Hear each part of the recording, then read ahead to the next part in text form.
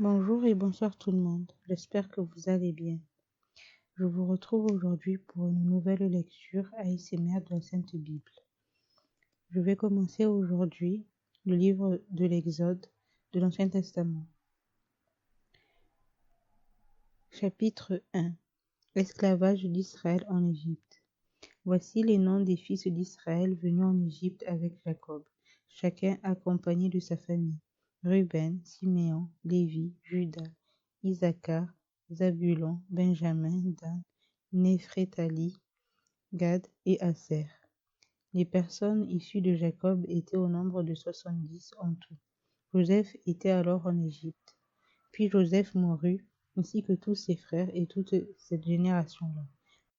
Les Israélites eurent des enfants et pupillèrent. Ils devinrent très nombreux et puissants au point de remplir le pays. Un nouveau roi parvint au pouvoir en Égypte, un roi qui n'avait pas connu Joseph. Il dit à son peuple, « Voilà que les Israélites forment un peuple plus nombreux et plus puissant que nous. Allons, montrons-nous habiles vis-à-vis de lui. Empêchons-le de devenir trop nombreux, car en cas de guerre, il se joindrait à nos ennemis pour nous combattre et sortir ensuite du pays. On établit donc sur lui des chefs de corvée afin de l'accabler de travaux pénibles. C'est ainsi qu'on construisit les villes de Pithom et de Ramsès, destinées à servir d'entrepôt au pharaon. Mais plus on accablait les Israélites, plus ils devenaient nombreux et envahissants, au point que l'on éprouva de la haine pour eux. Alors les Égyptiens soumirent les Israélites à un dur esclavage. Ils leur rendirent la vie amère par de lourds travaux avec de l'argile et des briques, ainsi que par tous les travaux des champs. Ils leur imposaient toutes ces charges avec cruauté. Le roi d'Égypte parla aussi aux sages-femmes des Hébreux. L'une s'appelait Shifra et l'autre Pua. Il leur dit, quand vous aiderez les femmes des Hébreux à avoir leurs enfants et que vous regarderez sur le siège d'accouchement, si c'est un garçon, faites-le mourir. Si c'est une fille, laissez-la vivre. Mais les sages femmes avaient la crainte de Dieu et elles ne firent pas ce que leur avait dit le roi d'Égypte. Elles laissèrent vivre les enfants. Le roi d'Égypte convoqua les sages-femmes et leur dit, pourquoi avez-vous agi ainsi et avez-vous laissé vivre les enfants? Les sages-femmes répondirent au Pharaon, c'est que les femmes des Hébreux ne sont pas comme les Égyptiennes. Elles sont vigoureuses et accouchent privées de la sage-femme. Dieu fit du bien aux sages-femmes et le peuple devint nombreux et très puissant, parce que les sages-femmes avaient eu la crainte de Dieu. Dieu fit prospérer leur famille. Alors le Pharaon ordonna à tout son peuple, vous jetterez dans le fleuve tout garçon qui naîtra et vous laisserez vivre toutes les filles. Chapitre 2. Naissance et fuite de Moïse. Un homme de la famille de Lévi avait pris pour femme une Lévite. Cette femme fut enceinte et mit au monde un fils. Elle vit qu'il était beau et elle le cacha pendant 3 mois. Elle ne put plus le garder caché, elle prit une caisse de jonc. Elle enduisit de bitume et de poix, puis elle y mit l'enfant et le déposa parmi les roseaux sur la rive du fleuve.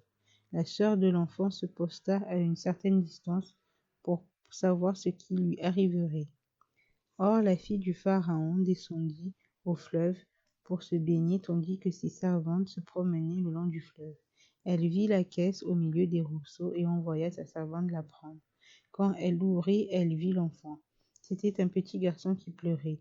Prise de pitié pour lui, elle dit, « C'est un enfant des Hébreux. » Alors la sœur de l'enfant dit à la fille du Pharaon, « Veux-tu que j'aille te chercher une nourrice parmi les femmes des Hébreux afin qu'elle allaite cet enfant pour toi? » « Vas-y, » lui répondit la fille du Pharaon. Et la jeune fille alla chercher la mère de l'enfant. La fille du Pharaon lui dit, « Emporte cet enfant et allaite-le pour moi. Je te donnerai ton salaire. » La femme prit l'enfant et l'allaita. Quand il eut grandi, elle l'amena à la fille du Pharaon et il fut un fils pour elle. Elle l'appela Moïse, car, dit-elle, je l'ai retiré de l'eau. Une fois devenu grand, Moïse sortit vers ses frères et vit leurs pénibles travaux. Il vit un Égyptien frapper un Hébreu, un de ses frères. Il regarda de tous côtés, vit qu'il n'y avait personne et tua l'Égyptien, qu'il cacha dans le sable. Quand il sortit le jour suivant, il vit deux Hébreux se battre. Il dit à celui qui avait tort, pourquoi frappes-tu ton prochain? Cet homme répondit alors, qui t'a établi chef et juge sur nous? Est-ce que, est-ce pour me tuer que tu me parles, tout comme tu as tué l'Égyptien? Moïse eut peur et se dit, l'affaire est certainement connue. Le Pharaon apprit ce qui s'était passé et il chercha à faire mourir Moïse. Mais Moïse s'enfuit loin de lui et s'installa dans le pays de Madian. Il s'arrêta près d'un puits. Le prêtre de Madian avait 7 filles. Celles-ci vinrent puiser de l'eau et elles remplirent les abreuvoirs pour faire boire le troupeau de leur père. Les bergers arrivèrent et les sachèrent. Alors Moïse se leva, prit leur défense et fit boire leur troupeau. Quand elles furent de retour chez Ruel, leur père, il demanda, pourquoi revenez-vous si vite aujourd'hui? Elles répondirent, un Égyptien nous a délivrés de la main des bergers. Il nous a même épuisé de l'eau et a fait boire le troupeau. Ruel à ses filles, où est-il? Pourquoi avez-vous laissé cet homme? Allez l'appeler pour qu'il vienne prendre un repas. Moïse décida de s'installer chez cet homme, qui lui donna en mariage sa fille Séphora. Elle mit au monde un fils qu'il appela Gershom, car, dit-il, je suis en exil dans un pays étranger. Appel de Moïse. Longtemps après, le roi d'Égypte mourut. Les Israélites gémissaient du fond de l'esclavage, ils poussaient des cris. Leurs appels montèrent du fond de l'esclavage jusqu'à Dieu. Dieu entendit leurs gémissements et se souvint de son alliance avec Abraham, Isaac et Jacob. Dieu vit les Israélites, il comprit leur situation. Chapitre 3. Moïse était devenu berger du troupeau de son beau-père Jéthro, le prêtre de Madian. Il conduisit le troupeau derrière le désert et vint à la montagne de Dieu, à Horeb. L'ange de l'Éternel lui apparut dans une flamme de feu au milieu d'un buisson. Moïse regarda et vit que le buisson était tout en feu sans être consumé. Moïse dit, je veux faire un détour pour voir quelle est cette grande vision et pourquoi le buisson ne brûle pas. L'Éternel vit qu'il faisait un détour pour regarder. Dieu l'appela du milieu du buisson en disant, Moïse, Moïse. Il répondit, me voici. Dieu dit, ne t'approche pas d'ici, retire tes sandales, car l'endroit où tu te tiens est une terre sainte. Il ajouta, je suis le Dieu de ton père, le Dieu d'Abraham, le Dieu d'Isaac et le Dieu de Jacob. Moïse se cacha le visage car il avait peur de regarder Dieu. L'Éternel dit, j'ai vu la souffrance de mon peuple qui est en Égypte, et j'ai entendu les cris qu'il pousse devant ses oppresseurs. Oui, je connais ses douleurs. Je suis descendu pour le délivrer de la domination des Égyptiens et pour le faire monter de ce pays jusque dans un bon et vaste pays, un pays où coule le lait et le miel. C'est l'endroit qu'habitent les Cananéens, les Hittites, les Amoréens, les Phérésiens, les Héviens et les Jébusiens. Maintenant, les cris des Israélites sont venus jusqu'à moi. J'ai aussi vu l'oppression que leur font subir les Égyptiens. Maintenant, vas-y, je t'enverrai vers le Pharaon et tu feras sortir d'Égypte mon peuple, les Israélites.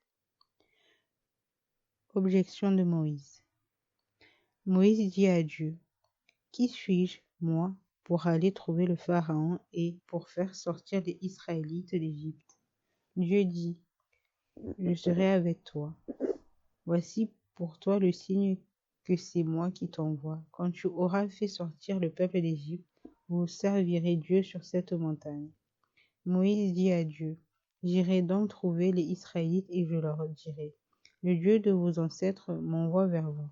Mais s'ils me demandent quel est son nom, que leur répondrai-je? Dieu dit à Moïse, je suis celui qui suis. Et il ajouta, voici ce que tu diras aux Israélites, je suis m'a envoyé vers vous. Dieu dit encore à Moïse, voici ce que tu diras aux Israélites, l'Éternel, le Dieu de vos ancêtres, le Dieu d'Abraham, le Dieu d'Isaac et le Dieu de Jacob m'envoie vers vous. Tel est mon nom pour toujours, tel est le nom sous lequel on fera appel à moi de génération en génération. Va rassembler les anciens d'Israël et dis-leur, l'Éternel, le Dieu de vos ancêtres, m'est apparu, le Dieu d'Abraham, d'Isaac et de Jacob. Il a dit, je m'occupe de vous et de ce qu'on vous fait en Égypte.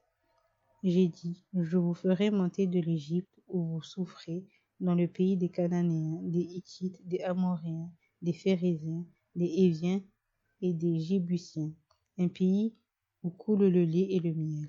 Ils t'écouteront. Tu iras avec les anciens d'Israël, trouver le roi d'Égypte, et vous lui direz, l'Éternel, le Dieu des Hébreux, s'est présenté à nous. Et nous maintenant de faire 3 journées de marche dans le désert pour offrir des sacrifices à l'Éternel, notre Dieu. Je sais que le roi d'Égypte ne vous laissera pas partir à moins d'y être contraint par une forte intervention.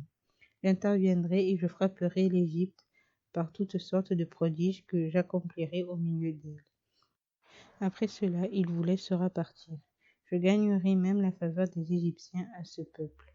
Et quand vous partirez, vous ne partirez pas les mains vides.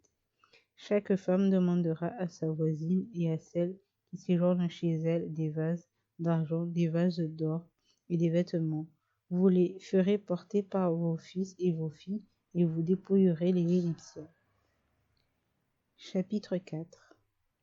Moïse répondit, ils ne me croiront pas et ne m'écouteront pas. Au contraire, ils diront, l'Éternel ne t'est pas apparu. L'Éternel lui dit, qu'y a-t-il dans ta main?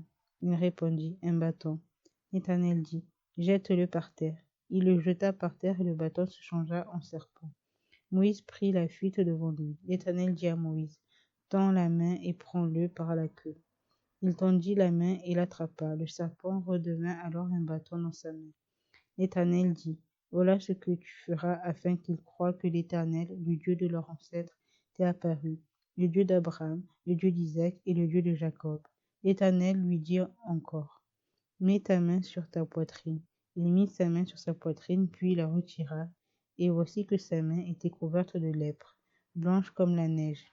L'Éternel dit, remets ta main sur ta poitrine. Il remit sa main sur sa poitrine, puis l'en retira. Et voici qu'elle était redevenue normale. L'Éternel dit, s'ils ne te croient pas et n'écoutent pas le message du premier signe, ils croiront à celui du dernier signe. S'ils ne croient toujours pas, même avec ces 2 signes, et ne t'écoutent pas, tu prendras de l'eau du fleuve, tu la verseras sur la terre, et l'eau que tu auras prise dans le fleuve se changera en sang sur la terre. Moïse dit à l'Éternel, ah Seigneur, je ne suis pas un homme doué pour parler et cela ne date ni d'hier, ni d'avant-hier, ni même du moment où tu as parlé à ton serviteur. En effet, j'ai la bouche et la langue embarrassées. L'Éternel lui dit, qui a donné une bouche à l'homme? Qui rend muet ou sourd capable de voir ou aveugle? N'est-ce pas moi, l'Éternel? Maintenant, vas-y, je serai moi-même avec ta bouche et je t'enseignerai ce que tu devras dire. Moïse dit, ah Seigneur, envoie quelqu'un d'autre que moi. Alors la colère de l'Éternel s'enflamma contre Moïse. Il dit, n'y a-t-il pas ton frère Aaron, le Lévite? Je sais qu'il parlera facilement, lui. Le voici même qui vient à ta rencontre. Quand il te verra, il se réjouira dans son cœur. Tu lui parleras et tu mettras les paroles dans sa bouche, et moi je serai avec ta bouche et avec sa bouche, et je vous enseignerai ce que vous devrez faire. C'est lui qui parlera pour toi au peuple. Il te servira de bouche, et toi tu tiendras pour lui la place de Dieu. Prends ce bâton dans ta main. C'est avec lui que tu accompliras les signes. Moïse s'en alla. De retour chez son beau-père, Jethro, il lui dit, laisse-moi retourner vers mes frères qui sont en Égypte pour voir s'ils sont encore en vie. Jethro dit à Moïse, vas-y en toute tranquillité. Retour de Moïse en Égypte. L'Éternel dit à Moïse dans le pays de Madian, vas-y, retourne en Égypte, car tous ceux qui ont volé à ta vie sont morts. Moïse prit sa femme et ses fils, les fit monter sur des ânes et retourna en Égypte. Il prit à la main le bâton de Dieu. L'Éternel dit à Moïse, en partant pour retourner en Égypte, vois tous les prodiges que j'ai mis dans ta main. Tu les feras devant le Pharaon. De mon côté, j'endurcirai son cœur, il ne laissera pas partir le peuple. Tu annonceras au Pharaon, voici ce que dit l'Éternel, Israël est mon fils aîné. Je t'ordonne de laisser partir mon fils pour qu'il me serve. Si tu refuses de le laisser partir, je ferai mourir ton fils aîné. Pendant le voyage, à l'endroit où ils passèrent la nuit, l'Éternel l'attaqua et chercha à le faire mourir. Séphora prit une pierre tranchante, coupa le prépuce de son fils et le jeta aux pieds de Moïse en disant, tu es pour moi un mari de sang. Alors l'Éternel le laissa. C'est à ce moment-là qu'elle dit, mari de sang, à cause de la circoncision. L'Éternel dit à Aaron, va dans le désert à la rencontre de Moïse. Aaron partit. Il rencontra Moïse à la montagne de Dieu et l'embrassa. Moïse informa à Aaron de toutes les paroles de l'Éternel, celui qui l'avait envoyé, et de tous les signes qu'il lui avait ordonné d'accomplir. Moïse et Aaron poursuivirent leur chemin et rassemblèrent tous les anciens des Israélites. Aaron rapporta toutes les paroles que l'Éternel avait dites à Moïse et accomplit les signes sous les yeux du peuple. Le peuple crut. Ils apprirent que l'Éternel s'occupait des Israélites, qu'il avait vu leur souffrance, et ils se prosternèrent et l'adorèrent. Chapitre 5. Opposition du Pharaon. Moïse et Aaron allèrent ensuite annoncer au Pharaon, voici ce que dit l'Éternel, le Dieu d'Israël. Laisse partir mon peuple pour qu'il célèbre une fête en mon honneur dans le désert. Le Pharaon répondit, qui est l'Éternel pour que j'obéisse à ses ordres en laissant partir Israël? Je ne connais pas l'Éternel et je ne laisserai pas partir Israël. Ils dirent, le Dieu des Hébreux s'est présenté à nous. Permets-nous de faire 3 journées de marche dans le désert pour offrir des sacrifices à l'Éternel, notre Dieu, afin qu'il ne nous frappe pas de la peste ou de l'épée. Le roi d'Égypte leur dit, Moïse et Aaron, pourquoi détournez-vous le peuple de son travail? Retournez à vos corvées. Le Pharaon ajouta, ce peuple est maintenant nombreux dans le pays et vous lui feriez interrompre ses corvées. Le jour même, le Pharaon ordonna aux inspecteurs et aux commissaires du peuple l'ordre suivant. Vous ne donnerez plus comme avant de la paille au peuple pour faire des briques. Ils iront eux-mêmes ramasser de la paille. Vous leur imposerez néanmoins la quantité de briques qu'ils faisaient auparavant. Vous n'en supprimerez rien. En effet, ce sont des paresseux. Voilà pourquoi ils crient. Allons offrir des sacrifices à notre Dieu. Que l'on charge ces gens de travail, qu'ils y soient occupés, et ils ne prêteront plus attention à ces paroles mensongères. Les inspecteurs et les commissaires du peuple vinrent annoncer au peuple, voici ce que dit le Pharaon. Je ne vous donne plus de paille.